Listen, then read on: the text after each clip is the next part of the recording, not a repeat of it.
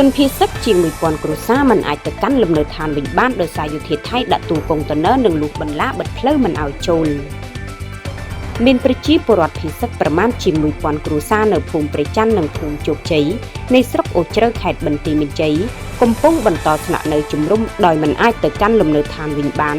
ដោយសារតែហ៊ានឈ្លានពានថៃដាក់ទូកុងតឺន័រនិងលូកបន្លាបិទផ្លូវមិនឲ្យចូលភូមិនិងផ្នែកខ្លះនៃភូមិទាំងពីររងការខូចខាតស្ទើរទាំងស្រុងពីការទម្លាក់ក្របែកនិងការបាញ់ផ្លោងកាលពីពេលកន្លងទៅ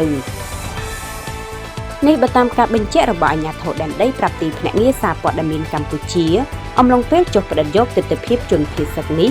នៅមណ្ឌលសុវត្ថិភាពវត្តច័ន្ទស៊ីសាមគ្គីរតនារាមស្ថិតក្នុងឃុំគោកស្រុកអូជ្រៅខេត្តបន្ទាយមានជ័យកាលពីរសៀលថ្ងៃទី4ខែមករាឆ្នាំ2026ក្រសួងមហាផ្ទៃបានឲ្យដឹងថាគិតពីម៉ោង1រសៀលដល់ម៉ោង6ល្ងាចថ្ងៃទី4ខែមករាឆ្នាំ2026មានជនភៀសសិកចំនួន 25,407 នាក់បន្ថែមទៀតបានបន្តវិលទៅលំនៅឋានវិញដូច្នេះក្នុងចំណោមជនភៀសសិកសរុបជាង 640,000 នាក់មាន 242,267 នាក់ក្នុងនោះស្ត្រី 127,886 នាក់និងកុមារ 78,907 នាក់បន្តស្នាក់នៅជំរុំ